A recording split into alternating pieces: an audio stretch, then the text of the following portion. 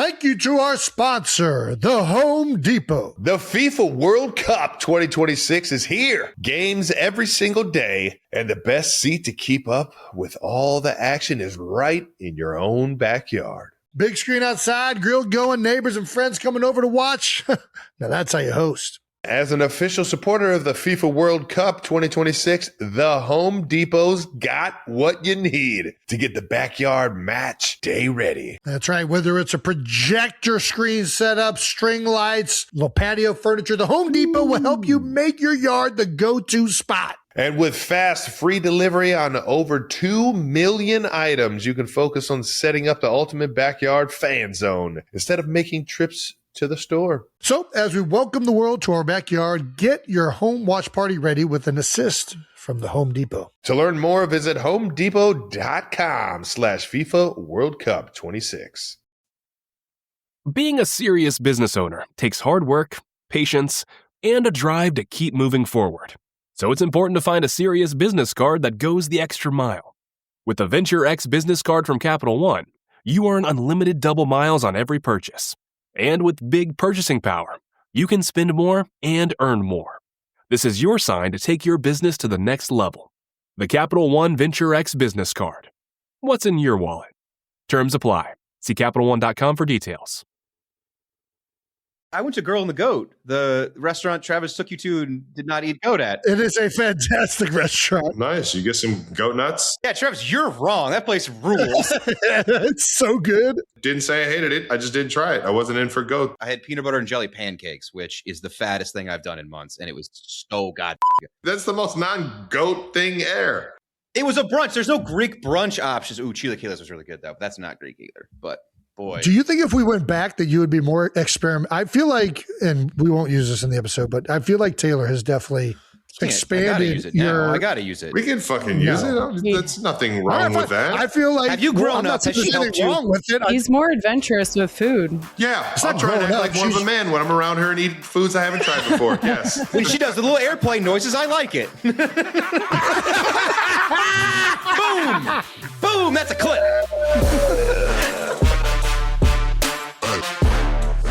Welcome back to New Heights, ladies and gentlemen, boys and girls, a wondrous show brought to you by Adobe Acrobat. We are your hosts. I'm Travis Kelce. This is my brother Jason Kelce out of Cleveland Heights, Ohio. Shout out to the Heights. Shout out to the Cincinnati Bearcats. Subscribe on YouTube wherever you get your podcasts and follow the show on all social media at New Heights Show with one S for fun clips throughout the week. Man, we've got a good show coming up, and Jason's going to tell you just how good of a show it is. That's right. How good of a show is it? Well, 92%. We got a great show lined up for you. We're going to be taking our first look at some Eagles and Chiefs rookies that we've got all of a sudden out there in the social media landscape. Princess Kiana is here to answer some Mother's Day Heights Hotline questions. And Rory McIlroy is here. That's right. The back-to-back Masters champion is in the house. It's going to be a doozy, but let's get into something first. As you all know, the first thing we always get into. What's that? A little bit of that new news. Coming in. New news is brought to you by Mentos. Dun, dun, dun, dun, dun, dun, dun, dun, dun, dun, dun, dun, dun. Let's see if I can do it. Tickets still available for our live show in Los Angeles. The show is Monday, June 15th. Nice. Link in the description. Check it out. We are excited about this live show. It's going to be a lot of fun. Mainly highlighting the World Cup, but it's a chance to just be in front of the fans, and doing a live show always has that energy. Still trying to figure some of that stuff out. Is there going to be a goal on stage? Probably. Is there going to be some shenanigans? Most definitely. Most definitely. And should you be there? If you have time available and can afford it, yes. It's going to be a blast. You're going to want to be there if you are a 92%er. If you're not a 92%er, you're probably still going to want to be there because we read some. Our book, No Dumb Questions, is still available for pre-order on KelceClubhouse.com. How about it, man? The book comes out June 2nd. June's a big month. I bet this is going to be a book that does really well on the shitter. Like when you need to just like pass the time, put the phone down. We don't need more screen time. Because if you're anything like me, you just sit on that phone, and then all of a sudden your shit turns into like a 30-minute shit. And then, it's just. That's not good for your blood flow, Jason. Your feet start like It's tingling. it's not good for blood flow, man. I heard a lot of bad things happen to people that do that for over 30 minutes. Although it hasn't caught up to Dad, because Dad used to read those Tom Clancy books for hours. It's a great spot for getting some reading done. And this is the type of book that would do well. I mean, there's not a lot of continuity with it. It's like a short stories. You know what I mean? It's a great book for the shitter. All right. Do we want to announce Beer Bowl 2026? Yes, we do want to announce Beer Bowl 2026. Oh, nice. What are we doing with this right now? Using your phone while you poop greatly raises hemorrhoid risk. Well, listen, you want to know what greatly raises your hemorrhoid risk? Squatting greatly, much more than any amount of screen time on the toilet does. When you hold your breath with twice your body weight on your back, and you go, that's a good hemorrhoid risk, all right? I almost got a hemorrhoid watching you do that. Exerting gives hemorrhoids. Listen, high achievers have hemorrhoids, kids. I don't know what to tell you. You want to be a nothing in life? Care if you get hemorrhoids or not. If you're exerting so hard that part of your intestine comes out your butthole, you're fucking trying. Until then, you haven't tried hard enough. I don't even know if that's what a hemorrhoid is. That's what I imagine it is. It's in that ballpark. All right, we also want to announce that Beer Bowl 2026 is actually happening. That's right. We've been debating it, whether to bring it back or not. And to be honest, it's just too fun to not do. We have to do it. It's a blast. You're going to want to enjoy it. It is always in that last week in June, before July 4th. We always have our OD event down the shore that Wednesday. Beer Bowl is always going to be that Thursday or Friday we're experimenting with. Either way, we are doing it again. For $50,000, if you want to be in the 2026 Beer Bowl, you need to submit a video as to why you should be in it and what your team name and theme is going to be. Those are the two things you must have. Also, you need to be demonstrating your beer drinking abilities. Those are the three criteria of every video that you submit.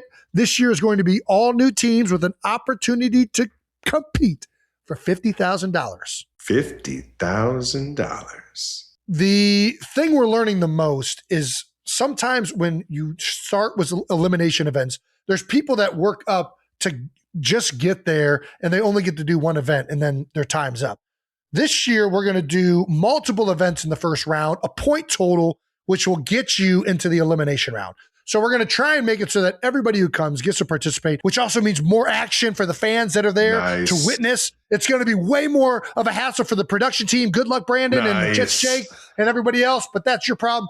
But it's going to be awesome. You're going to want to be there.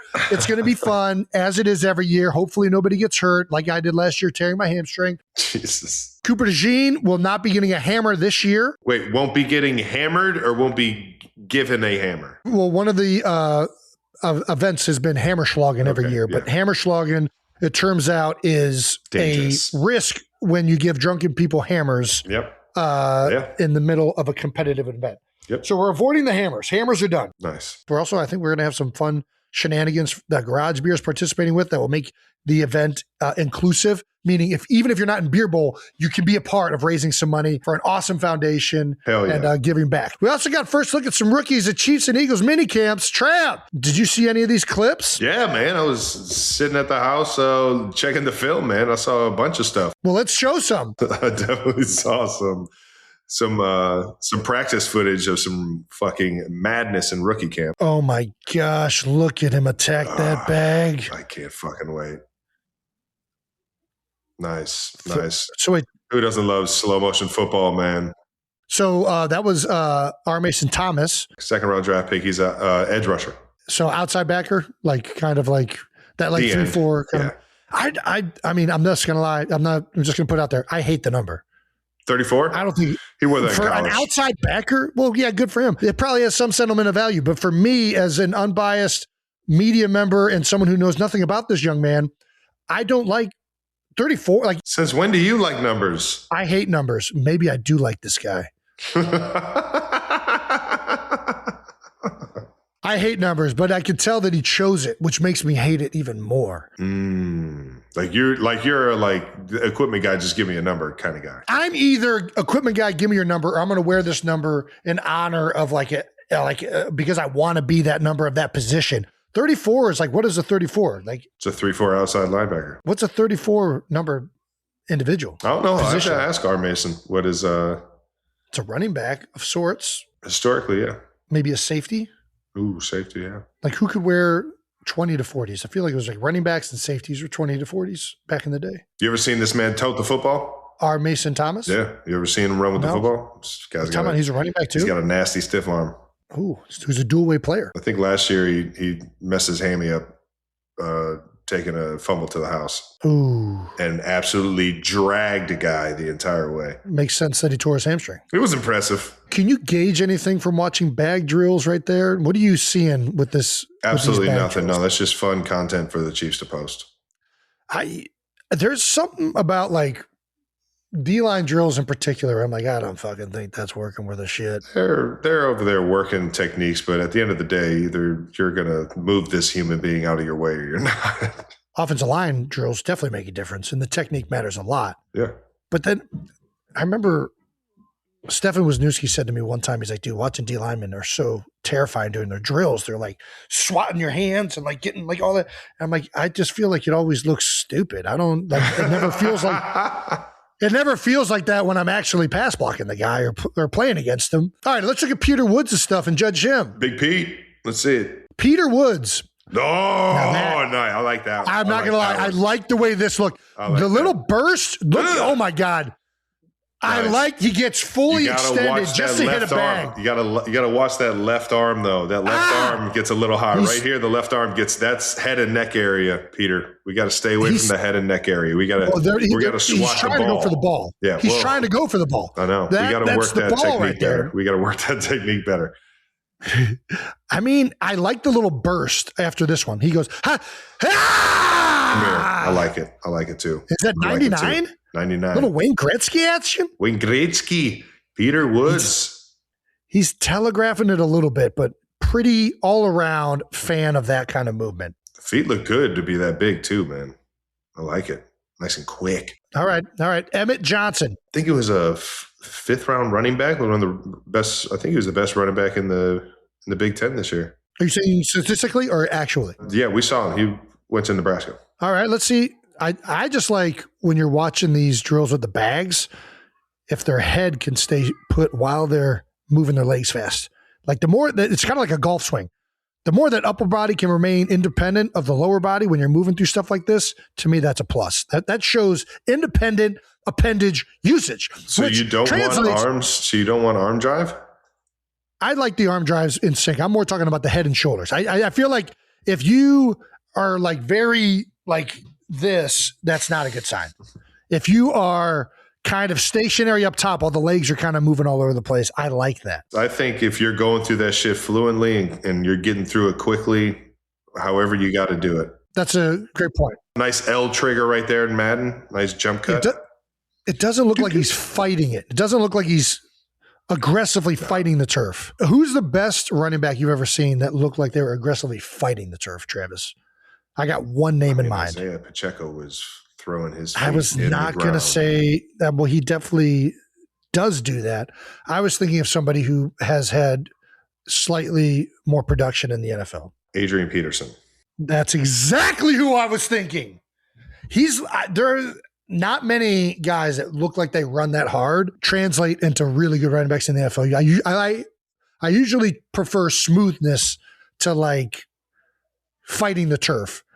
Adrian Peterson, Jesus. He had some thunder and lightning for sure. That grass was pissed off after Adrian Peterson ran on it. It wasn't like no gliding across it.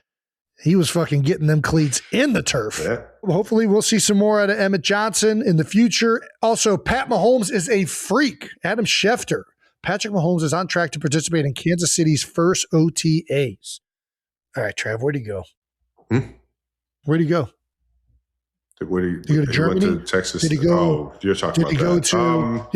Did he go to Germany? Did he go to Panama? No, he's just a He gets some of those stem cells. Nope, he's just a What's fucking happening? hard-working American man that was in Kansas City, fucking knocking out rehab and getting his fucking leg strength back. It's like my cousin Vinny. Am I to believe that this man's PCL grows faster in his leg than in my leg? I think that's all dependent upon how you handle rehab. You're probably right. I think genetics also are more differential than instant grits. Yeah. All right. Eagles fans hyped for Makai Lemon's shin angle. What's this? I have not seen this, Brandon. It's a good shin angle right there. Parallel with the It ground. is good shin angle. I mean, I do like the vertical shin angle, which is what this is kind of showing. Tell me if I'm off on this, Tress. I like when you see more of the lateral ability to keep your foot in the ground and that shin going off to the side. Yeah, that's ankle flexion. That's Good ankle point. flexion. Good point. Yeah. Well, this is a form of ankle flexion too. It's just more dorsiflexion, whereas I like, in terms of changing direction, which to me makes a bigger deal on the football field, is how well you can, like, Travis does a great job with this. I've always said he has gumpy knees, but a lot of it comes down to how well can he internally rotate his shins while his foot remains on the ground. Yeah. And that's where you see a lot of guys slip, is when they get too extreme and then their foot comes off the ground and they start slipping off the inside. No, they're playing on edges. Yeah. But this is, I mean, anytime you have good shin angles like this and good dorsiflexion, that's a good sign that you're going to be able to change direction very well. I mean, listen, yeah, that was one of the things you saw instantly on all the film that you could see on Lemon in college. Is that him as an athlete? I mean, one of the best in the draft. The fact that he can get in and out of cuts, he's a strong ass runner, and his separation on the top of routes is just so clean and pure and precise. So this isn't like blowing my mind, but I do appreciate, how good of an athlete he is. No doubt. It's not blowing my mind because I would expect to see what I saw on film. You know what I mean? Yeah, it makes sense. Last thing, Jake and Jason might not be friends in a week because we've got Knicks versus the Sixers in the NBA playoffs. I'll be watching the Cavs versus the Detroit Pistons. Why not just watch both, Travis? Because I'm a fan of the Cavs. But you can just watch other teams because you like basketball. Yeah, you're right. I can 100%. I'll probably watch the games that are at Madison Square Garden because it's the Garden. Yeah, it's fucking absolutely epic. And I can't wait to see all the social clips of the Knicks fans because it's every single year. Ben Stiller on there. Dude, oh my gosh, hilarious. I'm just talking about like the not even in the stadium, just like people on the streets talking shit, dude. It's hilarious, man. When the Knicks are fucking firing like they are right now, man, God, I got to get to a game in the Garden, man. The Sixers, I don't think many people thought they'd make it out of the Celtics leading up into that series. Obviously, they're playing pretty damn well. Paul George is playing really well. Embiid is back. He's a force. Maxey is unstoppable. Knicks, I think they beat a team by like 70 points or something like that. Yeah, the Knicks rolled the end of that series. And obviously, Jalen Brunson being from the Villanova area, I know him very well. So, listen, I'm rooting for the Sixers, but I also like watching Brunson play. So, but yeah, at the same time, fuck you, Jake. All right. That's it for new news, brought to you by Mentos. All right, let's move on to a little Mother's Day action. How about it? Ooh. Thanks to our presenting sponsor, Adobe Acrobat. That's right. Acrobat's new capabilities in PDF spaces are the best way to bring on new team members, no matter what business you're in. Interns, can you show us how it's done, please? Yeah, that's me.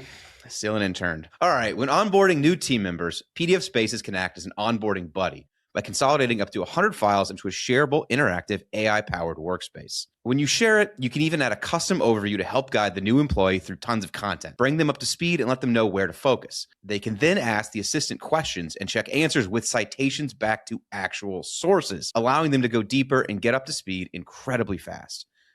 So let's say, I don't know, you're like a podcast. I don't know, you're listening to one of those right now. So what we can do is we can bring together episode transcripts, checklists, planning docs, and links together into one PDF space for our whole team. Then we can customize the overview to tell everyone what they need to do, share it out, and we're off and running. Absolutely smooth sailing, never had a problem over here on the production side. Now, everyone's on the same page, we're all working from the same files, and we can get way more done together in way less time. Boys, back to you. Alrighty, Adobe Acrobat and the all-new capabilities in PDF Spaces are a game changer for teams. That's right. See how much more your team can get done together by visiting adobe.com/do-that-with-Acrobat. Thank you, Jason. Thank you to our partner, Mentos, the fish maker. Mentos fish. Do, do, do, do, do, do, do, do, do, do, do, do. You ever get stuck in the same routine, same breakfast, same drive, same playlist on repeat? Yeah, we've all been there, and sometimes all you need is a little fresh to switch it up. That's right. That's where Mentos comes in. Mentos Chewy Mints help refresh your routine by giving you inspiration to switch up your day. Do you remember those Fresh Maker commercials, Jason? We were just humming them, Travis. Of course I remember them. Of course we remember those Fresh Maker commercials. It's one of the best jingles of all time. Well, if you're looking to add a little fun, a little flavor, and a whole lot of chew, they've got classic mint or fruity flavors, including the new Discovery Roll with 14 new and unique flavors. 14! Whether you're grinding through the day, stuck in traffic, or just need a moment to reset. The fruity ones are good, I will say. Oh my gosh, they're the best. I love the fruity ones. Refresh the everyday with Mentos Chewy Mints. Say yes to fresh. Yes. Or get the fruity ones and say yes to fruit. Thank you to our partner, Expedia. Ooh, Expedia. Mother's Day weekend is here. And if you're planning a family getaway to celebrate, you want to keep it simple. And that's where Expedia comes in. Yes. It's an all-in-one travel shop. Flights, hotels, vacation, rentals, cars, activities, everything. It's right there. All right? Whatever you need, you can get on Expedia. Whether you want to rent a nice SUV, a minivan. I don't know if they have minivans, actually. I hope they probably do. have sedans. They should have minivans. Listen, for those that have driven minivans, they are underrated vehicle. Yeah. Especially for a trip with a family. Yeah. Anyways, my favorite trip of all time is probably driving all the way down to Walt Disney World and down to Florida growing up. It was always like we were going to like some faraway land, and we got in the minivan and I got left at a rest stop. And these are the memories you look well, and also saved the day by telling them that I wasn't in the backseat. Yeah, but I waited until we were on the freeway to tell them. Yeah, you waited a bit. You wanted to see Dad run on the shoulder of the interstate back to the rest stop, which I get. But yeah, these are the fun things you can expect to experience when you are on a family vacation. And it's only going to be made easier with Expedia. Here's the thing about planning a family trip. It gets complicated fast. Everyone's got different schedules these days, different ideas, but Expedia's got you covered. It sure does. But when you bundle, you can save up to 30%. Everything you need in one app. That's right. Expedia, the one place you go to go places. Members only, savings vary. See site for details. Kylie, you ready? I mean, this won't be the first podcast we start, and I'm still doing my mascara. Go ahead. Do I get an introduction here, Jason? I don't know. It's Travis is the one handling this, it looks like. Oh, okay. Oh, no. Don't put that pressure on Travis. I'm just doing what Brandon puts in the rundown. I am Ron Burgundy. 92%ers! It's almost Mother's Day. So we have a special edition of Heights Hotline, brought to you by Expedia. Shout out to Expedia. And here to help us answer your motherly questions is the host of the Webby Award-winning podcast. Oh, the greatest podcast in all the land. Not gonna lie, Kylie Kelce, come on in. One of America's favorite mothers. Pretty hard, Gotcha. Happy early Mother's Day. Thank you. You guys are going to do something special? Jason? No. Jason? Well, yeah, we always do something special on Mother's Day. Okay. You're setting yourself up, bud. You better start planning. Well, that leads us to our first question. What would be a perfect Mother's Day for you, Kylie? Ooh, dream Mother's Day. Kylie's. I don't know. Last Mother's Day was great. We got some brunch, and I love brunch. Ooh. But what else? Just literally. Let me write this down. Brunch. BRUS. Act like I'm not here. Just make me disappear. All right. Okay, brunch. Brunch. I don't know. Back rubs. From you?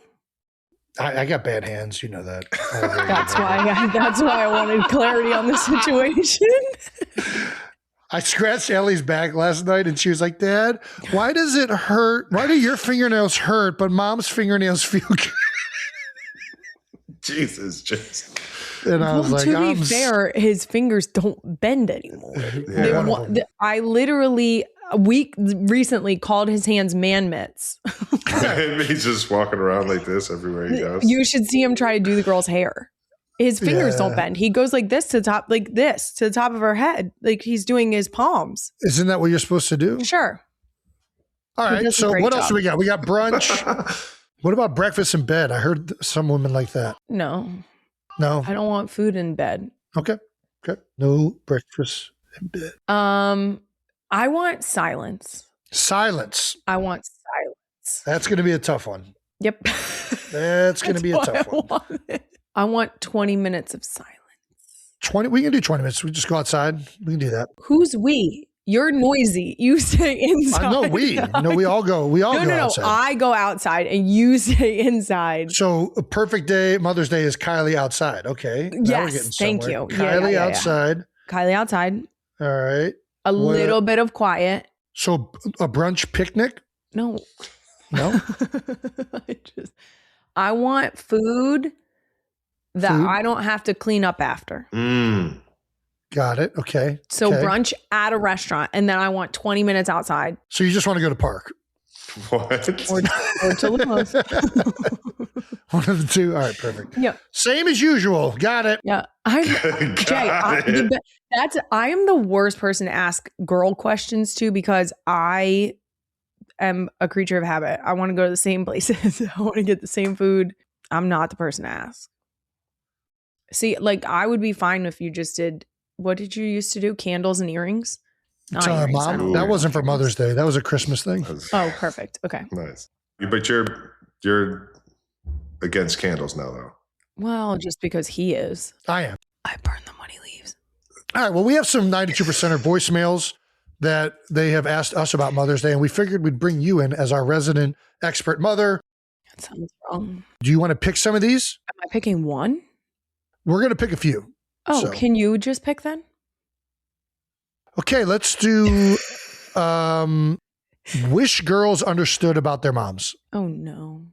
Hi, my name is Sarah. I'm from North Carolina. I'm not a mom, but I am a teenager. Seems pertinent for Mother's Day. And from a mom's perspective, it's less husband attacking and more just... What is something that you wish girls understood about their moms that we probably don't realize?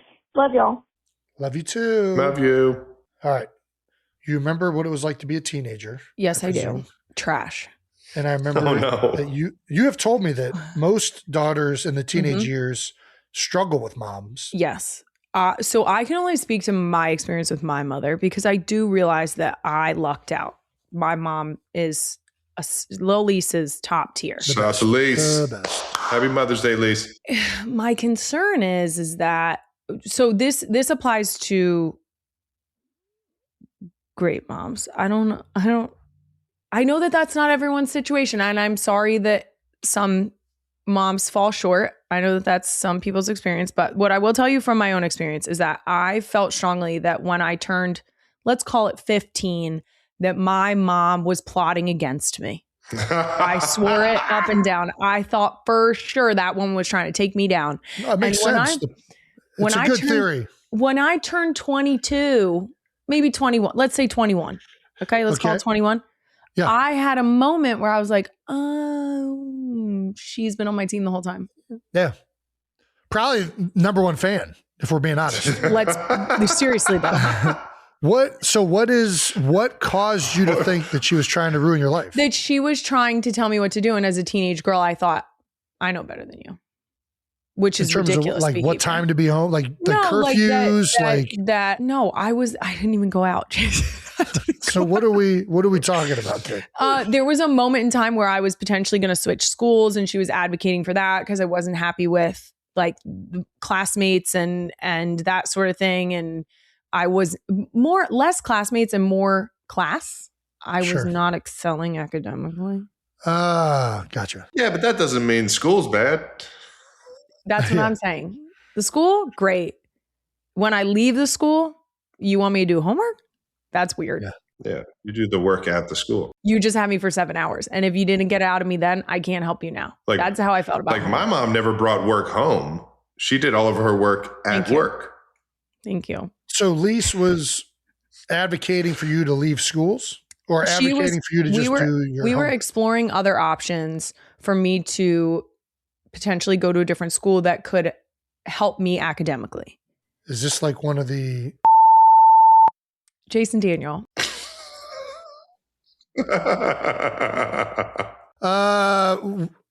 I don't know where to go from I here. think that's great advice. Moms are always on the We can go to the next side. voicemail. We can go to the next voicemail. Let's go to the next voicemail. Show me the list. I'm done with him picking.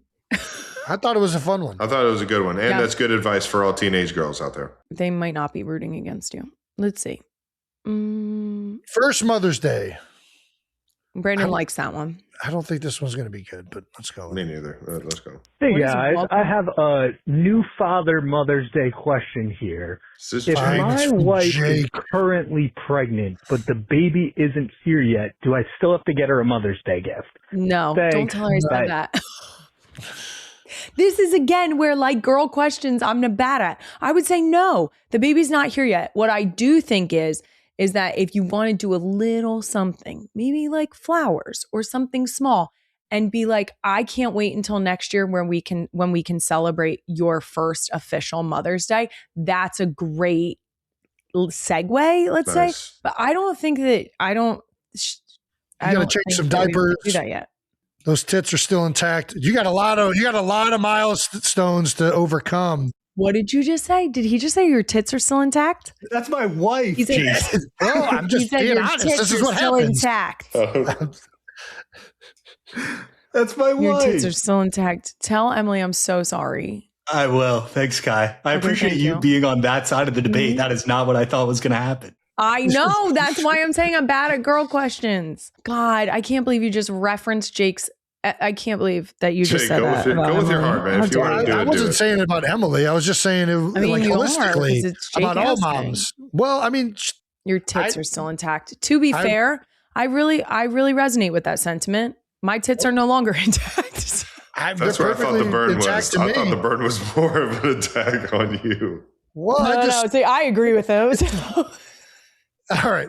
Let's do another voicemail. Well, what's another good one? I want specific Kelce household rules.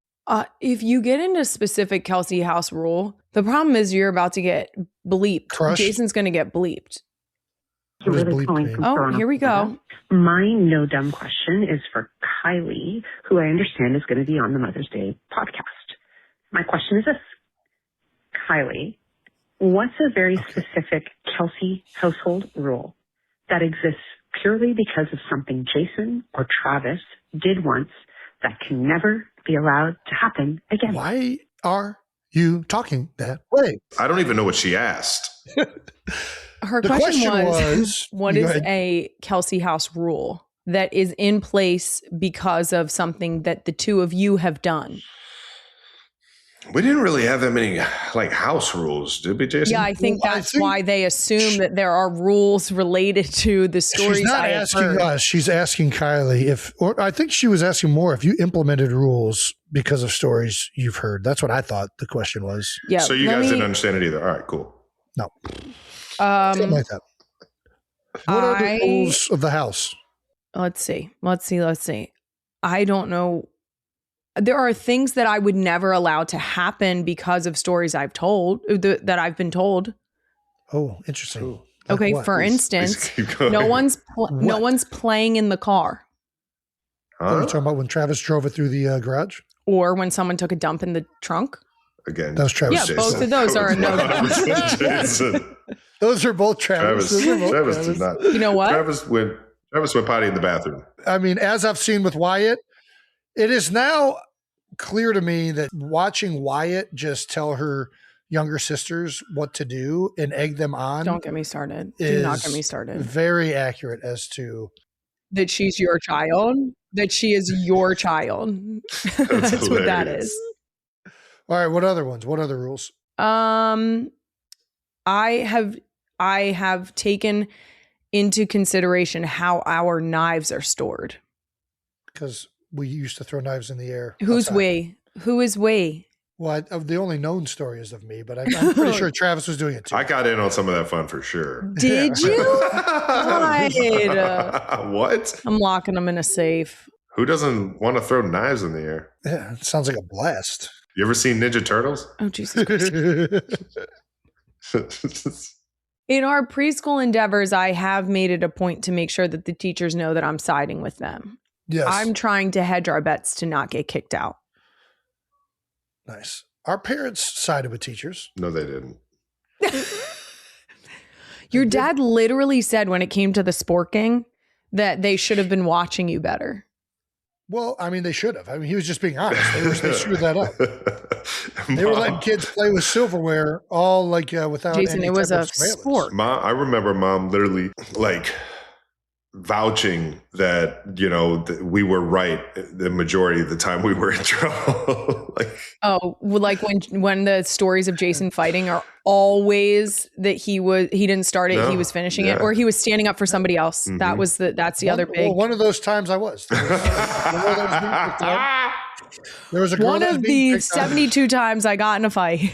There was a girl that was being picked on, or I thought that. It turned out that they were playing together, but I thought she was being picked on, and I thought I was protecting her. You thought you were a which teenage was what I was told to do. turtle. Which was what I was told to do. Exactly. Jason, is there a rule that you feel strongly about in our house that?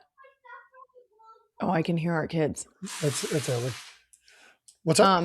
Is there a rule, like a house rule, that you feel strongly about in our house currently? I don't even know. Do we have rules? I mean, we have a couple. The rule that I would like to change is the puppy is sleeping in the bed right now. I don't know if that's a rule. I just want that thing out of the bed. It is quite cuddly at times, and it's very nice but my allergies are affected. I literally said today that you needed to take a Zyrtec. Yeah, it's getting bad. What else? I don't know that there's.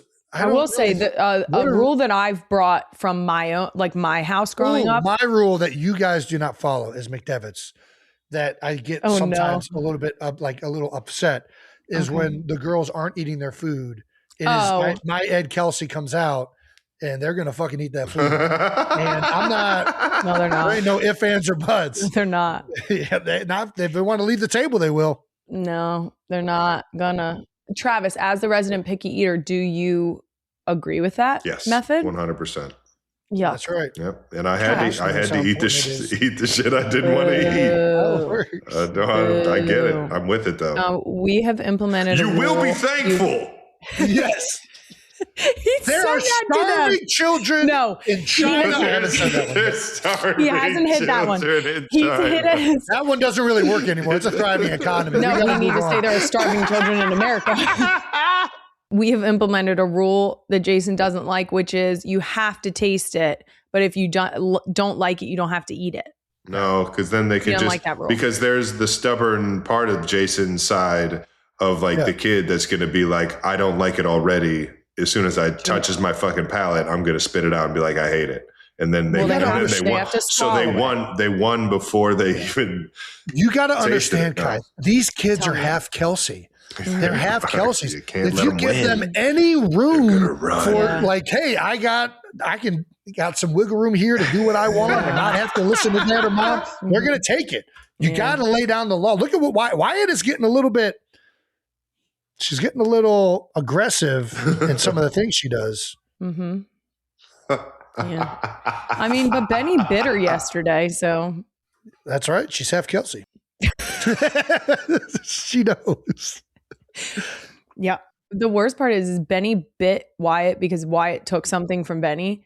And then when Wyatt goes, you don't even care that she bit me. I said, obviously I care. I sent her to timeout. And Ellie goes, that's because that was karma. And I was like, oof. I've said that too many times. She's figured it out. That's too good. Yeah. I was like, okay. Let's do another voicemail. What else do we want to get into? We can't do pet moms count because Jason's we can do it. Jason's going to disagree because the dog's living in the bed. Disagreements are good. Disagreements are good. Hey guys, this is Andrea from KC, and I wanted to know your opinion on Mother's Day when it comes to someone having pets and animals, because I have, for example, 3 pet pigs, Gus, Georgie, and Frankie. And if I say, like, Happy Mother's Day to me and my fur children, then I get told to sit back down because I don't have skin children, therefore I don't count. So what are your opinions on that? And do pet parents count on Mother's Day, Father's Day times? Okay, first of all, can I come over? She said Sounds like a 3 fun pet house. pigs. 3 pet pigs. I'm so in on that. Stop ducking the question. We got Here's the I problem. was about to say, I love bacon too. I think you're oh God. Hey, yo. I think pet parents count. Do you think pet? Here's the deal. Are you being honest, or are you just being nice? I'm to, being what's honest. her name? No, I'm being honest because Some people can't have kids. It's just not in everyone's plans to have human children. And so you are solely responsible for that being. Like if you are a pet parent, you are still solely responsible for that being. Now, here's where I think people are going to get a little offended. Them nipples are still intact. Fully taking into account, Jesus Christ, fully taking into account that being a pet parent is not as difficult as being a human parent. It is not. Yeah, 100% is obvious. But you're still solely responsible for the well-being of a being. Well, here's the thing. This is the problem. Who's celebrating the mother? The people who celebrate Mother's Day are the people who are either like the husband or children of the mom. Like that's who's celebrating. So like, yeah, if her pigs want to celebrate Mother's Day, go for it. I don't know what that looks she like. She might have a spouse. But I'm not going and celebrating Mother's Day for other. I'm celebrating. I mean, it is for all moms, but it's more like you get celebrated by the people that you mother to. Yeah, and you mother to pets. So let them celebrate her. Okay. But Fair. I'm not going to celebrate. Okay, so whoever would like to celebrate you, if you are a pet mom, whoever would like to celebrate you, green light. Yeah. We're just not sure who it is. Whatever floats your boat finds the lost remote. Yes. Ooh, wait a Andre minute. 3000 What'd taught you me say? that. That takes us back to Jet's Jake because I'm pretty sure they have a pet. Jake has a dog. We do. We have 2 dogs. Yep. So you're gonna have to celebrate them. So this year I have to celebrate, not the last 5 that we've had dogs. Can we not just be? Can we just make the statement that no, you don't get to celebrate Mother's Day if you are a pet mom? I think that if you want to celebrate Mother's Day as a pet mom, go the fuck right on and do it. Do your thing. Yeah, you can. It's a free country. You can do whatever you want, but I'm not going to partake in your imagination land. You don't have to. I don't know what this has to. Yes, that's the only reason she's asking. She's asking if there's a permission of like. What was her name? Happy Mother's Day to the pig mom. Andrea, I believe. Thank you. Happy Mother's Day to Andrea. I think it's really cool that you have 3 pigs. I think it's awesome. You are a mother to the pigs. I don't think you give yourself a Mother's Day though.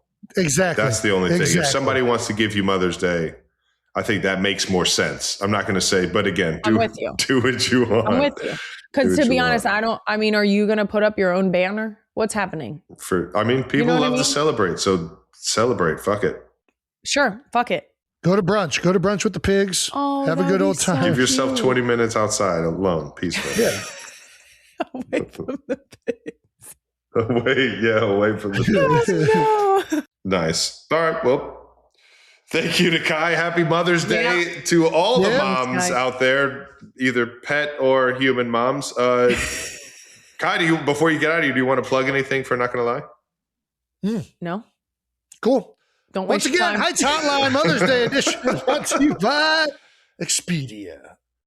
Thank you to our partner, Sleep Number. Jason, you've been trying out a ton of new activities lately. How has it been impacting your sleep, though? Any soreness? Are you extra tired or ready to crash early? How's your sleep been lately, Jason? Sleeping's been good. Been sleeping. Sleep Number has introduced new mattress collection designed for personalized comfort. Their beds can adjust to give extra support and firmness wherever you need. And you can change it night after night, depending on just how you feel throughout that day. See for yourself why Sleep Number is rated #1 as America's best mattress brand for customer satisfaction by J.D. Power in 2025. How about it? Learn more at sleepnumber.com or visit Sleep Number store near you. All right, thank you to our sponsor, Planet Fitness. Look, we all know how crazy life gets between work, family, and everything. Finding time to work out feels impossible. But here's the thing, Planet Fitness actually gets it. They understand how important it is to care for your mind and body. With plate-loaded machines, functional training equipment, treadmills, free weights, and recovery amenities, you can reset, recover, and leave feeling stronger. How about it? Plus, they've got over 2,800 locations nationwide.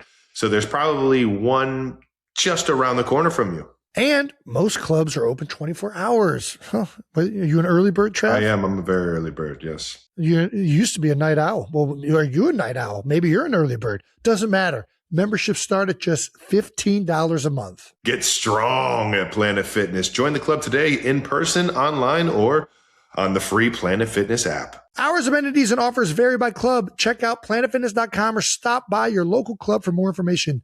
Must be 18 years old to enroll or 13 to 17 with parent or guardian. Thank you to our sponsor, Allstate. Checking Allstate first could save you hundreds on car insurance. Not checking your allergy meds before pollen season hits? That box has been expired for 2 years, and your sinuses are about to remind you. Yeah, checking first is the right move. So check Allstate first for an auto quote. It could save you hundreds. You're in good hands with Allstate. Potential savings vary, subject to terms, conditions, and availability. Allstate North American Insurance Company and affiliates, Northbrook, Illinois. All right, let's get into our convo with Rory McIlroy. Back to back. That's right. And this conversation is brought to you by Sleep Number. Yes. It's pretty dope. All right, our next guest today is six-time major champion from Northern Ireland. Ooh, he is the sixth person to complete the career Grand Slam and first European to do it. He is the two-time PGA Player of the Year, six-time Ryder Cup winner, and he just became the fourth golfer ever to win the Masters in back-to-back years, 92 percenters. Please welcome Rory McIlroy! In time out, we have another thing to announce. Is today your birthday? Today is my birthday, Happy birthday, big dog. Hell yeah, we got him on his birthday, baby. Let's go. Wanted to spend it with you guys. Thank you. This is, I wish my first tee introductions were like that every single week. That'd be really nice. Yeah, anytime you want, I will follow you wherever you go and personally give you that one. Do you have any birthday plans? Let's start there. What are you going to do? What's a Rory birthday? It's sort of, I do. Yeah, I could have went up to Charlotte today. We're playing a tournament in the Truist Championship. I could have went up there, but I decided to stay at home and spend my birthday with Erica and Poppy. We've got a few friends coming over later, so nice. pretty low key. But don't think 37 is the biggest of birthdays. But yeah, I'll spend the time at home, which is nice. There you go, baby. Well, let's get to it, baby. Let's talk about what everybody wants to hear about. Back-to-back Masters, dog. I got to catch you on a Friday and Saturday. I saw you out there. I was fucking screaming it, baby. Back-to-back, baby. Let's go. I heard you. Yeah, I mean, geez, like. Have you touched the club since? I have. I'm like, I did like a solid 10 days of celebrating, enjoying it. And then I was like, I felt after last year, I got, not that I got complacent, but I got a little like, this thing that you've wanted to do your whole life and you do it. And then it's like, okay, well, what's next? And I sort of went through that lull, I think, that all athletes go through, where it's like, okay, I've achieved the dream. I've achieved everything I've wanted to achieve. So I just didn't want to fall back into that this year. So I give myself 10 days. I celebrated. I had a good time, but I've been practicing for the last 10 days. And, there's still a lot of golf left this season. And I feel like I'm in such a good spot that I don't want to, I don't want to waste a couple months of the season like I did last year. So, but look, I've enjoyed it. Absolutely. But, I feel like it's time to lock back in. Where does this one rank compared to last year's? I don't think anything will ever touch last year. Yeah. You're right. It's 17 years you're waiting to do this thing. And, you get to the point and you wonder if it's ever going to happen. And then just the emotion and I don't think anything will top just the euphoria of it all last year. But I think this year was like validation. Like I proved last year that I could do it at this place. And then I go back and, arguably without my best stuff. I mean, I built a really big lead over the first 2 days, but to get it done in the manner in which I did it, lost the lead on Sunday, came back, played really solid to get it done. I think just like validation on my part that, this is where I should be. This is the level that I should be operating at. I mean, it's also just a career, everything kind of came to moment, right? Because that was the last one you needed for the Grand Slam, is like this whole thing that was just kind of hovering above you. I can imagine what that's like. I mean, Trav and I know we both have talked about when you win that Super Bowl, you really like flash back to like everything that you did. You go back to being like a kid again, like thinking about all these moments, growing up together, and putting on the pads for the first times, and you see it all come full circle, baby. Yeah, all of it. And I think that it took me a while to process it all. I've even talked about, I dropped to my knees when I won that first one, and I get up and I turn around, and the first person I see is my lifelong best friend, Harry, who's on my bag. Just like, it's just like you couldn't even write it. Like, it's just an unbelievable script. So there was a lot of stuff to process there, and it was my goal for so long, and finally it happened. It was like I probably needed to give myself that time. And then this year it's felt different. I didn't want to do the going up to New York and doing the late night shows and doing the whole thing. I just I wanted to enjoy it with my friends, with my family. And as I said, lock back in a little bit earlier than I did last year. But all of the going up to New York and doing all that stuff, it's good for the game, man. And you're obviously been the top of the game and one of the biggest names to ever play for such a long time. So doing that stuff, you're kind of giving back to the game and letting everybody know that, there's somebody that just accomplished what only 5 others have done in the entire like history of this game. So it's I think that's always kind of needed. But I hear you on not wanting to like get back into that after this one. Was there any like, in terms of like before though, was there any like prep that you did differently going into this one that you maybe haven't done in years past? Yeah, absolutely. So I actually, my last couple of events before the Masters in Florida, I tweaked my back a little bit. So I had to pull out of the event in Orlando. And then I probably played at, I don't know, probably 75% capacity at the Players. So I took 3 weeks off leading into Augusta, I think more to get my body right. And then it gave me the opportunity to go up to Augusta and prepare maybe more than anyone else in the field, which I actually got a little bit of shit for afterwards, which was weird. But trashing people for practicing, go figure. I know. How about that? But I felt as prepared as I have going in there, even though I hadn't had any like tournament reps. My game felt good. I felt like I'd spent so much time up there. I was so comfortable. But there's always a little bit of trepidation when you haven't played for 3 weeks competitively and you haven't had a card in your hand. It's like, those first few holes on Thursday, you're just trying to feel like how you feeling, trying to play yourself into the tournament a little bit. So, but once I got through like that first 9 holes on Thursday, I felt really good. And from then on, it was awesome. But yeah, I felt as prepared as I ever have going into that tournament. Nice.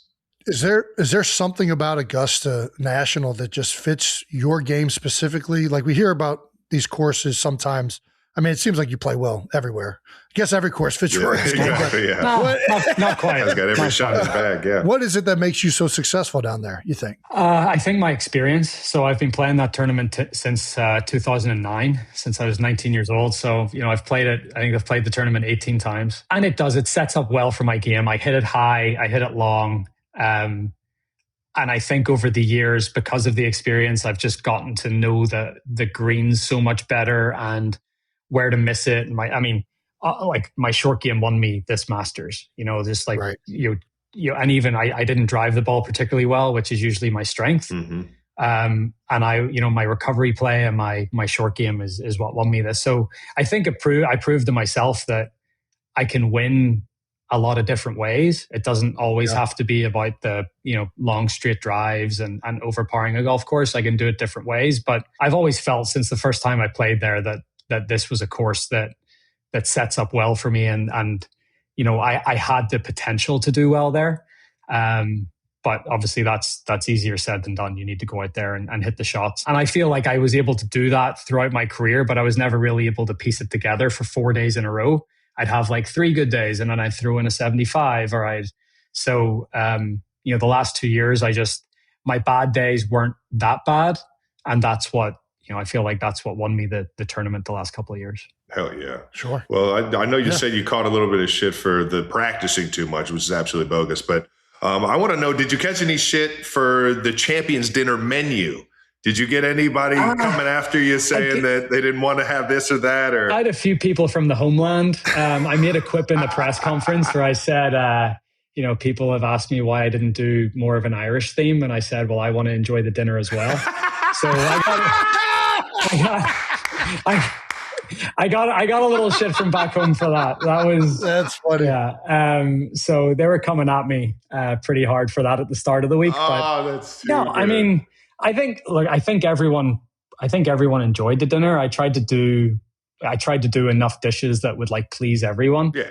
And I'm a big wine guy. I collect wine and I have done for like the last 10 years. So the wine selection was something that was pretty important to me. Hell yeah. And Augusta National's wine cellar is one of the best in the world. I think they have like 23,000 bottles down there, and it's all just the best vintages from I didn't even know I had producers. a wine. Yeah, that's ridiculous. You learn something about this place every time. So yeah, I had access to that. So that was nice as well. Have you already started thinking about the next year's Champions Dinner now? Yeah, I went pretty. I went pretty. I went pretty fancy this year. Like it's always on the Tuesday night, so I was like, "Well, I could just do like a Taco Tuesday or something." Hey, I don't know. We'll see. I haven't thought about it too much, but yeah, I felt like it's hot, right? The Champions Dinner, the way it's set up, you're sitting beside Ben Crenshaw is like the unofficial MC of the night, and then on the other side of you is the chairman, Fred Ridley, and it's really nice. I mean, it's the spot you want to be in. You're the defending champion, and it's a big sort of long table, like both sides, like a U shape, and at the bottom left corner you've got Trevor Immelman and Adam Scott, and they just look like they're having the best time. Like, I mean, they are just having the night of their lives.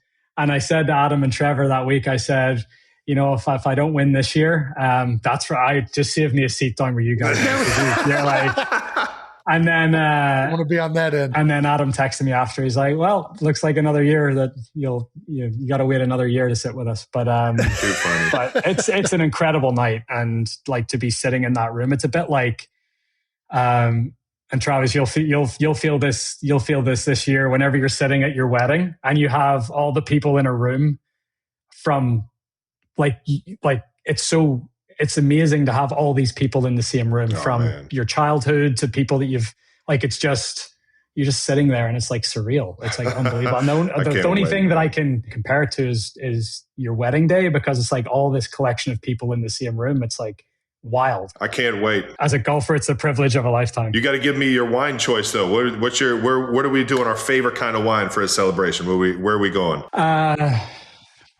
France, Bordeaux. Yeah, Bordeaux. That's my go-to. On it. Deal. Yep, there you go. Simple. Alrighty.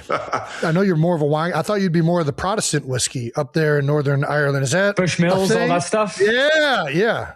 So really? I'm not a big liquor guy at all, but I was thinking of doing like a certain cocktail with a Bushmills in it, just to try a little bit of a nod back home. So I might try to do something like that next year, just to appease all those people I pissed off. We're going to talk a little shrink the game, if that's all right with you. Shrink, yes, absolutely. Jason's been getting attacked. I'm very... Yes, you have, yeah. Did he ruin the par 3? No, I thought you were very additive to the par 3. Nice. You were very additive. Thank you. I do. I appreciate it. I mean, it's a part of me gets it because I feel like golf is growing more than ever. In any sport. The sport is exploding right now. And with that growth, I think in any sport naturally comes like it starts to change, and people that have been around it for a long time are like, hey, I don't know that I like where it's going. And in a sport like golf that's so based in history and tradition, I think that the shrink the game movement isn't that surprising that it is happening with golf. I think with golf at Augusta too, in particular, it's like there's more tradition and history with that place than any other. So it's like the symbol of what golf has come from. But at the same time, I think the sport growing is good for it at the end of the day. It's just, there's going to be this natural tug and pull of like, how do we grow this thing, but also celebrate and keep these, these what has been awesome and made golf special still a part of this change in having it progress and move forward all at the same time? Absolutely. Like I agree. Like I think it is like one of the silver linings, at least for golf post COVID, has been this explosion in the game. And my thing is, like, I think when people say grow the game, they mean different things. To me, what the real thing of growing the game is growing the participation in the sport, right? Getting more people to play the game. Like, I feel like, especially in the professional world, or like the PGA Tour world, when people talk about growing the game, they're talking about growing like the fan base and growing like the people that watch the sport, which is a part of it. But I think growing the game is actually getting more people to play. Yeah.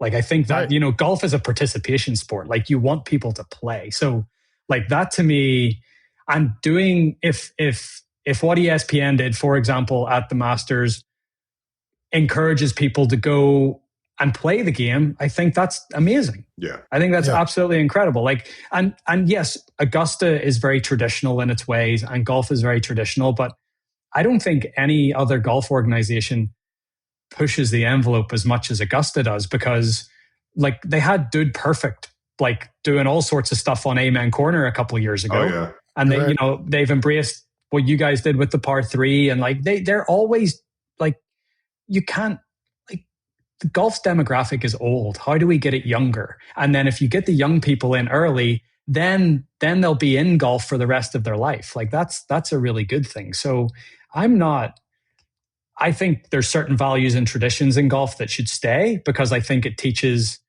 young people good lessons. Like whether it be like look at Cam Young yesterday calling a penalty on himself at Doral. 100%. Like that stuff is really important. But I think you can still uphold the values and the traditions of the game, but still appeal to like a younger demographic. I don't think those two are, I think you can do that both at the same time. Call me a cheater, Rory. I'm not telling him. I'm not doing it. I need every fucking stroke I can get, dude. I might even move it a little bit onto a better lie. I might just go ahead and pull that thing off. And now, like this lie right here, I might just go ahead and move this a little That's awesome. We'll edit that out. It's fine. Yeah, we'll take that out. The people that are talking about shrink the game, it's like, you look at what Augusta does and all the traditions and the values, and then, some of the things that they've tried to do to modernize and basically just try to fit in with the 21st century. It's jarring because it's such a contrast. So I think there's some people that are just a little uneasy with that. But like, if we're really trying to grow the game, like this is a part of it. You need to try to lean into pop culture and what's relevant in this day and age, and I don't see anything wrong with that. Nice. So you're more of a grow the game guy, you would say? Yeah, I'm more of a grow the game guy. Like, the more people playing golf, the better. Yeah. Right. And however you do that, whether that's from Top Golf, or obviously you guys were at TGL and trying to appeal to a younger demographic, or some of the other initiatives that that's obvious. Yeah, that's obvious. Sure.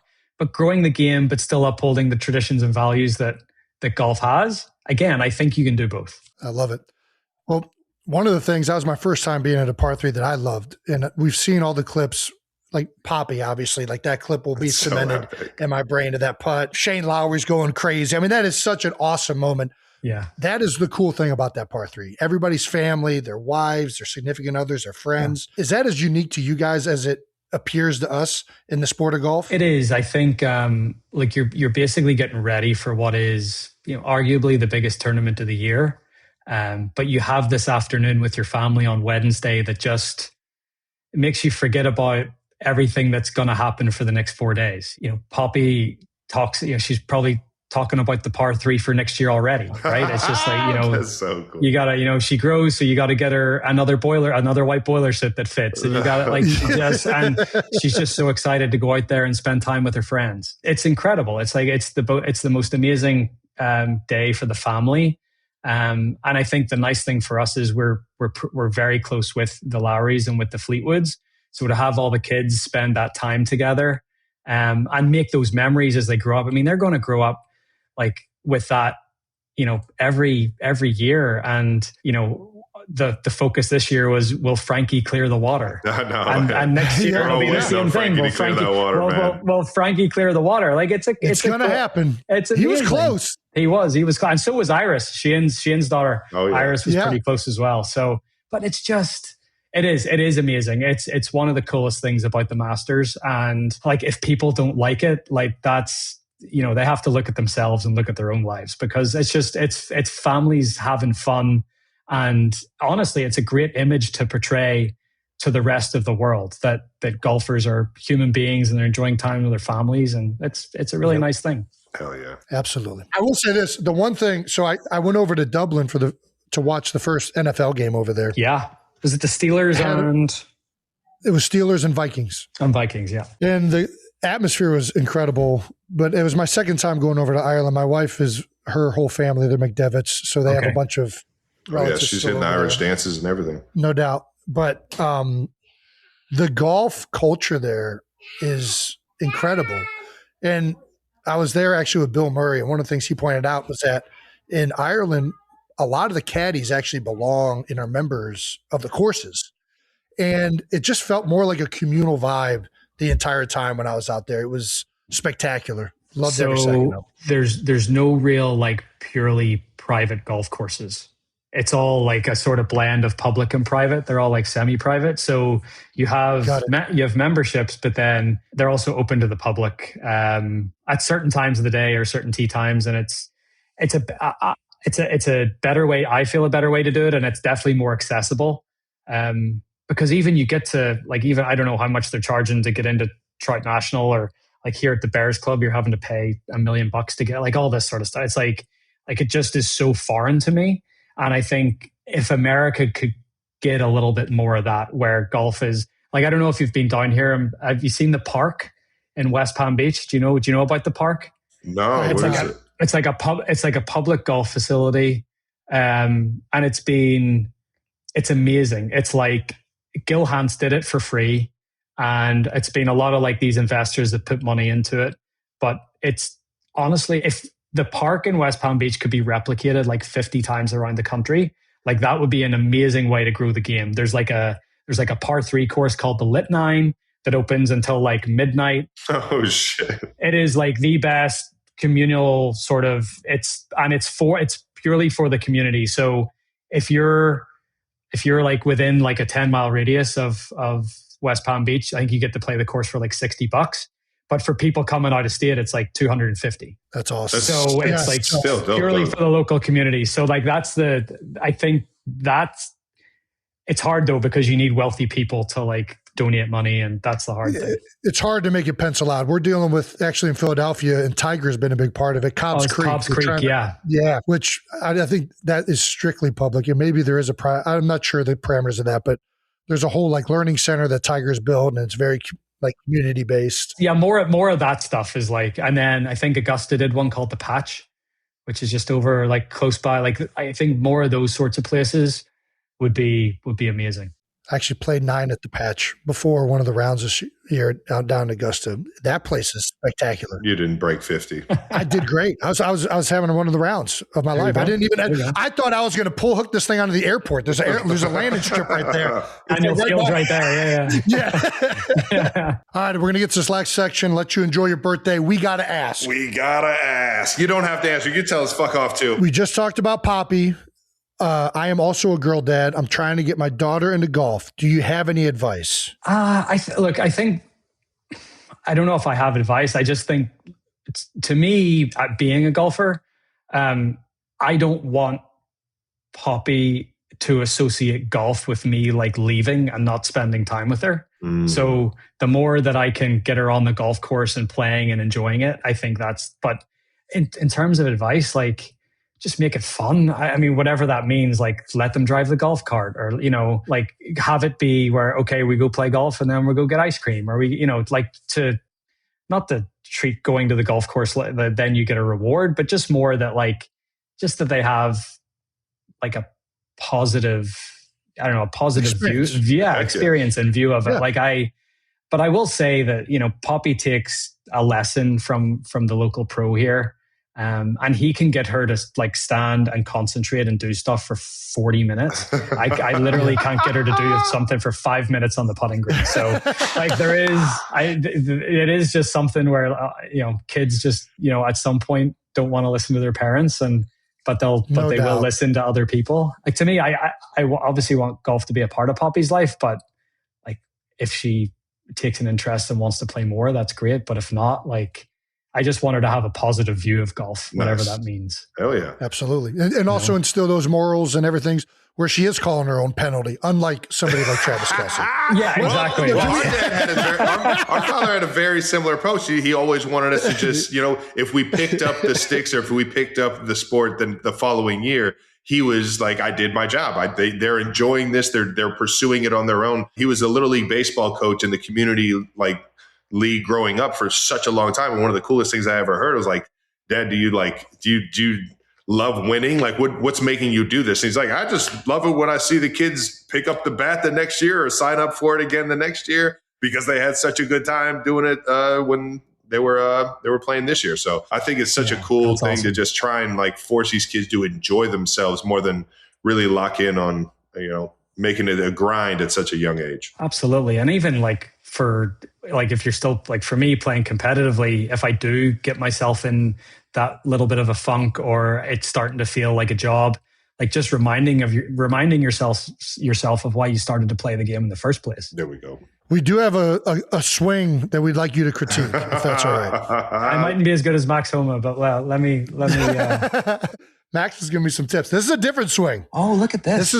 This is my daughter, Wyatt. First time picking up a driver. Are they hunter boots? Oh, yeah. She got some rain boots on. So perspective, I took her to the driving range. Normally she'll just go putt, right? Yeah. And I'm starting to hit. And she's like, hey, can I hit a couple? So we go to the guy who runs this specific range and ask if he has a kid's driver. Sure enough, he has a pink driver. First time swinging a club. God's honest. Okay. Here we go. Time. Well, this is actually maybe 50 times, but first day. Dude, pretty good. Yeah. Proud dad right here. Dude, what do you think? She's got it, right? Jason. Pretty good. I mean, I think the first thing that I did with Poppy was try to get her to grip the club properly. And it looks like she's got a pretty decent grip. So that was difficult because the first time she grabbed it, she had the left hand on the bottom. Blue, right. She's got it reversed. Yeah. Which some guys are doing now. There's that one kid, one of the amateurs. You see that? Yes, I did.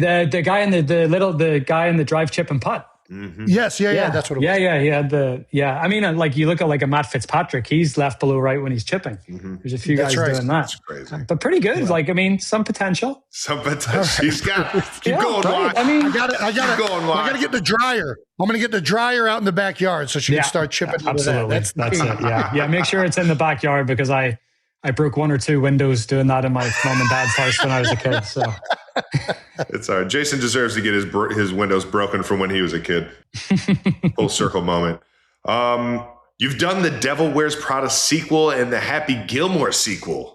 Are you kidding me? You're a movie star now, man. I am not a movie star. If you watch me act, you will tell I am not a movie star. That is not. But yes, Travis, both of us in Happy Gilmore 2, which was very cool. Sandler is like the coolest guy alive. Absolute legend. Yeah. So the Devil Wears Prada thing was so random. I won the Players Championship last year, and they asked me afterwards, like, what did you do last night to prepare? I said, well, I had dinner and I got back to the room and I watched Devil Wears Prada. Like that was so not get in the zone, not knowing exactly, and not knowing that the director, David Frankel, somehow got wind of it. And his son is actually a really, really good player, trying to make it as a pro at the minute, played college golf at, I think it's Stanford. Nice. So the team reached out and said, look, Dave was wondering if you would want to do some sort of cameo. And I said to my wife, Erica, I'm like, what do you think? And she's like, yeah, absolutely. You gotta fucking do it. And then I text back, said, do you think Erica could be in it too? And they're like, sure, bring her along. I was like, this is so, we spent the day in New York and did it. And it was an unbelievable experience. But yeah, like I have a day job, and that is, it's cool to be able to do these things, and it's a cool experience being on a movie set, but I am not cut out for that. It is those guys, it's long days and it's a grind. it's a grind. Have you ever tried out the Happy Gilmore swing? Have you ever tried to perfect that? I haven't tried to perfect it. I've tried it. I think we all did, like any kid that grew up like when the first movie came out. For sure. But yeah, no, and in fairness, like, I mean, back in the day, like Sandler was so good at it. Dude. Right. Like he's really good at it. I mean, he can, but no, I like routine and structure and like anything that's like a little bit out of my zone, I'm not great with. Oh yeah. Well, legendarily one of the furthest drivers on tour. Like, what is your average drive on tour right now? I'd say I averaged like 325, 330. Probably average like 320 in the air. Oh, nice. Soft land. Nice. I've worked on it. I would say like pre-COVID, like I bring it back to, so pre-COVID, I was probably carrying the ball like 305 ish. Right. So I'm probably like 15 yards longer in the air. But to me, the big turning point was after COVID, when we all came back out to play, Bryson had put on like 40 pounds and he was hitting the ball so far. And then he went to Winged Foot. And he won the US Open at Winged Foot, playing in a way that I never thought could win a US Open. Right. You know, completely just, wasn't caring about hitting fairways, but just hitting it as far as possible. We'll figure it out down there. It out of the rough. Yeah. And it just made me rethink a little bit, be like, and I probably started to chase the distance a little too much. But then I sort of have found a bit of a happy medium where, I've done some good work in the gym and, I'm certainly faster than I once was.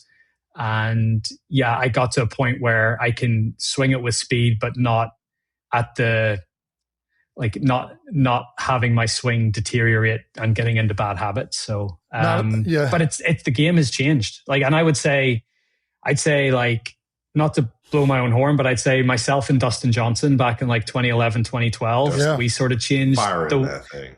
We sort of changed the way the game was played for a little bit, because if you look before that and like Tiger had his success, there was a lot of like conservative strategies, irons off tees, fairway woods off tees.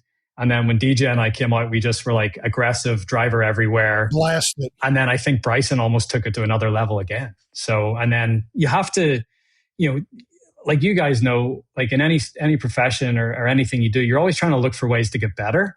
And you're looking at your competitors, you're looking at other guys and like, okay, what do they do that I can't do, or what can?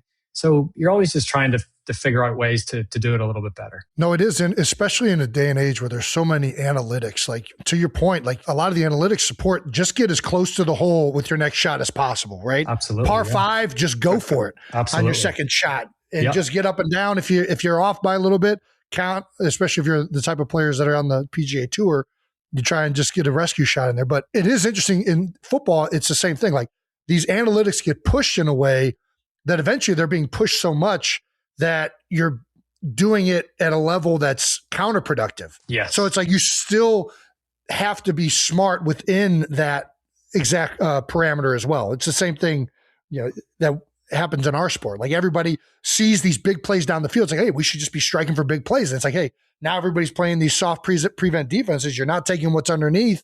And it's what was the analytic is no longer the way to win. Sorry, I'm going. No, I know. I absolutely. Well, it has to. It's very. It depends on the situation, right? Sure. Like it's not like if you've got a third and 3, you're not gonna like. That's not what you're going to do. You're not going to go for the long ball over the top, and like it's until you do, Rory. Until you do. But you know that they don't. They think that you aren't going to do it. I know. Sorry. Until you have Travis catching it down the field. I would like. Yeah, it is very. It's situational, and you have to, because the analytics and the stats can't cover everything, and they can't tell you like in this scenario or that scenario. It's like. Sometimes you got to go with your gut instinct and sort of throw the numbers out the window at some point. But they're a good guide. They're certainly a good guide, but I don't think we should rely on them, because we're all athletes, and we all got here not because of the analytics of the stats. Yeah, they might have helped in some ways, but because of ability and intuition and trusting yourself. And, there's all of that as well. Do you have a Mount Rushmore of golf courses? Ooh, of golf courses. Yeah. What's your top 4? Was that 4? Yes. Yeah, sorry. Yeah, I was about to say, I should probably know that. We've never asked that to somebody not from America. That's so good. Nice. Yeah. Okay, I would say, I would say, I'll go 4 different places. I'll go Kingston Heath in Australia. Okay. I would go Take notes, Royal County Down in Northern Ireland. Royal County Down. I would do Pine Valley on the East Coast. And then I would do Cypress Point. Cypress Point on the West Coast. Yeah, that's so hard because I'm leaving out so many great golf courses. It's hard to do but those would be the 4 off the top of my head. I'll take this. You just took us around the world. That's pretty dope. Got 4 that I haven't fucking played, so I'm excited to try and play all 4. Yeah, but you played Pebble Beach this year. Let's see what Rory's over here talking about. What are the best courses? Let's see what this thing's heading for. I did. I played Pebble, and I was just like, there was one point where I think you're on Pebbles, like one of the par 3s down by the water on the front 9, and you're like looking over at Cypress. And that's at Spyglass. So that was Spyglass. Yeah. Third green at Spyglass. Yeah. And I'm just staring at it. I'm just like, that place looks pretty fucking epic. I'm just like, it's cool. And everyone raves about it, man. Yeah. Like it's those sort of old traditional golf courses that have all the history and all the, again, it's like, it's going back to that grow the game thing. I think there's, that's a cool thing about golf and all these historical golf courses and all that stuff. But then, that doesn't have to be mutually exclusive to then appealing to a different demographic as well, right? I mean, I think we can enjoy both within the game. Jason, I was up in Philly on Friday, played a Ronimink. Oh, really? Getting ready for the championship? Getting ready for the PGA. Yeah. Yeah. What'd you think? It's good. It's looking really good. There's been no one on the course since October, I think.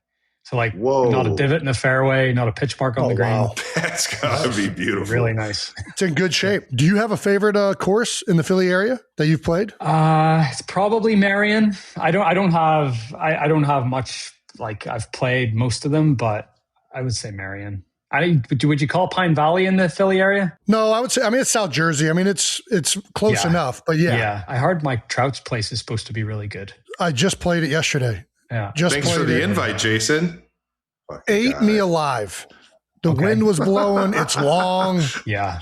I suck. A lot of reasons. I was going to say, what course hasn't ate you alive? Good point. No, they did a fantastic job with that place. Yeah, it looks really good. How many times will you play? Will that be the only time you'll play Ronimink before the championship or the PGA? Yeah, so I'll play Charlotte this week, and then I'll just go straight there. Yeah, so Charlotte's it's a good, it's a big tournament, but it's a nice warm up to go into the PGA, especially after having 3 weeks off. I hear this a lot about the difference of the turf between the South, especially down in Florida, versus the Northeast. How does that change your approach? Does it alter things that much? Always wanted to know this. Yeah, so around the greens is definitely different. So Bermuda, you notice the most difference when you're chipping and the rough. Bermuda grass is, it's probably my least favorite grass to chip out of. So it's a good thing I live in Florida because I get a bit more practice. Yeah, Northeast, it's thicker blades.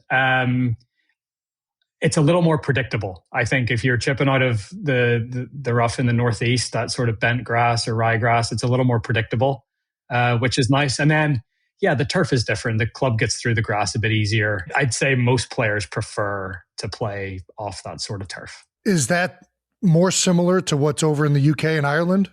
Or is that even different up there? It's a little, because we play mostly links courses. It's a little more, it's different. It's firmer turf, and it's very, I guess the grass would be quite, what's the word? Fine. So it's fescue grass. It's fine, and it's Jason's favorite. It's different. Yeah. Yeah. I'm like a cow. I love the fescue. Yeah, there you go. This guy. So when did you get your agricultural degree?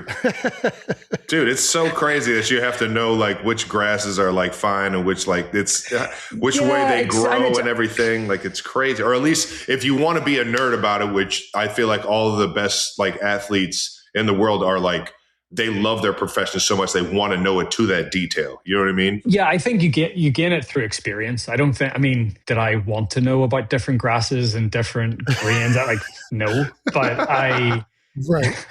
But you have to learn how, the ball reacts on certain greens. And I think for me, like, growing up not from here, and then I guess the first couple of years of my career playing all over the world. So going to the Southern Hemisphere, playing in South Africa, playing in Australia, playing in Asia, you have to figure it out, and you have to be adaptable. And I think that's been probably one of the hallmarks of my career, and one of the big reasons for my consistency is I've learned how to play in a lot of different environments. Well, I got to say, Roy, probably the most difficult environment I've ever played in was Northern Ireland at a club called Ardglass. Yeah. Have you played Ardglass before? I have played Ardglass, and Ardglass is the home course of my coach, Michael Bannon. Nice. So really? Michael Bannon's been my coach since I was 7 years old.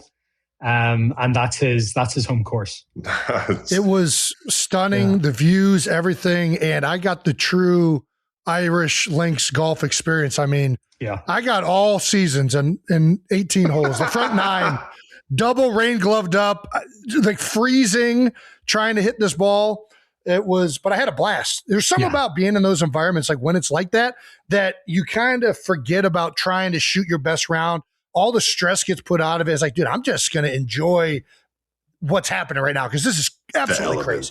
Yeah. And that's a part of it, right? We play an outdoor sport, and I think that is all a part of it. I would say, like, I grew up in that stuff, and, I've lived in Florida for the last 14 years, so I've probably got a little soft. Like I used to be, after school, I'd go out in that stuff, and then I think about like nowadays, it's not a very nice day here, and it's like maybe drizzling, and I'm like, I don't know if I want to go practice today. It's like, let me ask you this: are you a double rain glove guy when it gets too crazy, or you just? I am. I think it looks terrible. I mean, I think it makes us look so soft, but it's just you have to be able to hold up. You have to be able to hold on to the club. And I think as well, like the wetter those gloves get, like the tackier they get.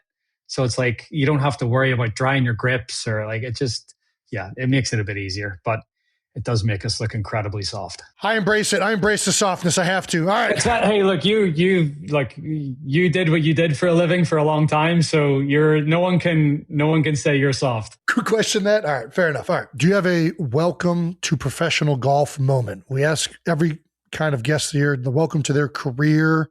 Like, what was the moment where you're like, man, I'm really on the PGA Tour? Yeah, it was probably even before that. It's a random one. I played in the third round of the Singapore Open in 2008 with Ernie Els.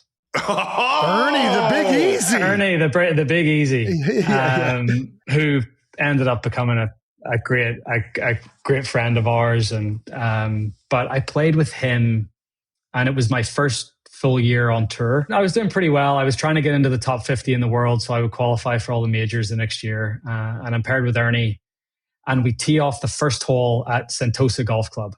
And this is really, I don't know why this sticks out so much, but I hit a 3-wood off the tee, and he hit a driver.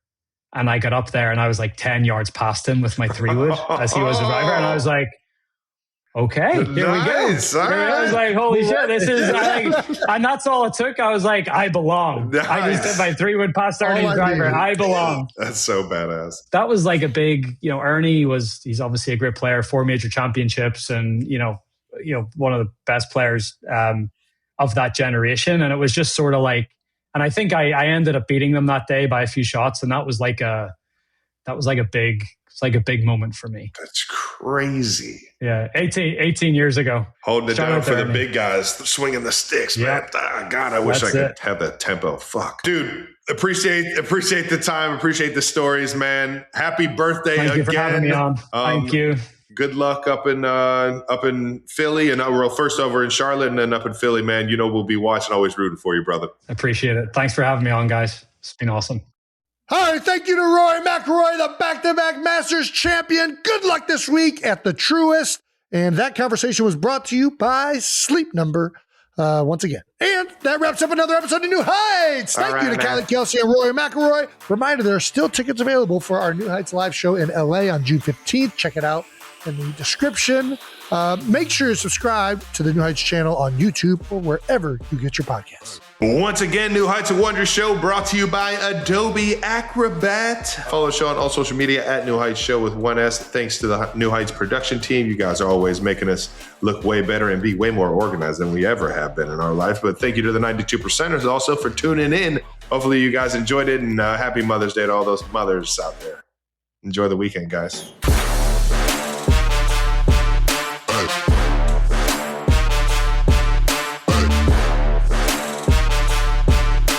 We didn't address that woman referring to it as skin children, though. I feel like we kind of glossed over that in the voicemail that I didn't love. I didn't love. I was with her until she said that, and I wanted a more. I didn't want to go there. I did. We all made a face. Everybody made a face when they heard it. We can all just move on, but I did hear it. You heard it too. I didn't hear it. I didn't even understand what that woman was fucking talking about. Didn't love it. I don't like that phrase. I don't think we need to. I think I'm with her until she used that, and we can stop that prise right now. That's fair. I'm just real confused on what skin children means. She called her pets her fur children. I saw the fur children. I remember hearing the fur children. She called her pets her fur children, and she said, because I don't have skin children, people don't consider me a mother. Don't like that. Don't pigs have skin? Isn't that like one of the things that's like very similar to like pigs and humans? Great point.